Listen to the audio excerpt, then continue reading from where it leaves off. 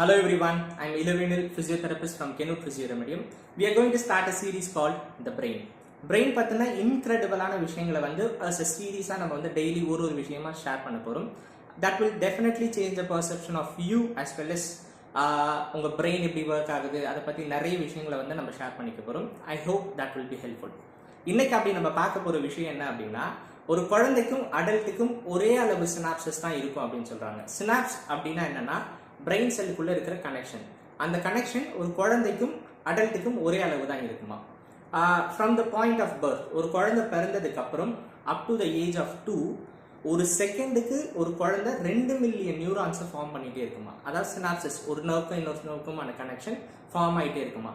அது 2 வயசு அட்டைன் பண்ணும் பொழுது 100 ட்ரில்லியன்ஸ் ஆஃப் நியூரான்ஸ் ஃபார்ம் ஆயிருக்கும்னு சொல்றாங்க. ஆனாலும் அவ்வளோ ஃபார்ம் ஆனாலும் நம்ம என்னென்னலாம் ஹேபிட்ஸ்ல வச்சிருக்கிறோமோ அந்த நியூரான்ஸ் மட்டும்தான் ஆக்டிவா இருக்குமா. இன்ஆக்டிவா இருக்கிற நியூரான்ஸ் எல்லாமே அப்படியே கட் ஆஃப் ஆகும். அந்த பேரை ப்ரூனிங் அப்படின்னு சொல்றாங்க. ஃபார் அன் எக்ஸாம்பிள் என்ன அப்படின்னா, ஜப்பான்ல பிறக்கிற குழந்தையும் ஆர் அதர் கண்ட்ரீஸ்ல பிறக்கிற குழந்தைக்கும் எல்லாமே லாங்குவேஜ் சவுண்டா தான் ஃபர்ஸ்ட் கேட்குது. ஆனா ஒரு பாயிண்ட்டுக்கு மேல எல் அண்ட் ஆரை ஜாப்பனீஸ் ஒரே மாதிரி தான் ப்ரொனவுன்ஸ் பண்றாங்க, வேற நமக்கு வேற ஒரு ப்ரொனன்சியேஷன் இருக்கு.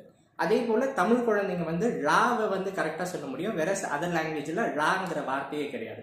இந்த மாதிரியான சேஞ்சஸ் நம்ம என்னென்ன அடாப்ட் பண்றோமோ என்னென்ன அப்சர்வ் பண்றோமோ அதுக்கேற்ற மாதிரி மாறுது அப்படின்னு சொல்றாங்க. இது போல பிரெயின் பத்தி நிறைய விஷயங்களை நம்ம ஷேர் பண்ணிக்க போதும். Hope this will be very helpful for you. Let's see on the next episode. Thank you.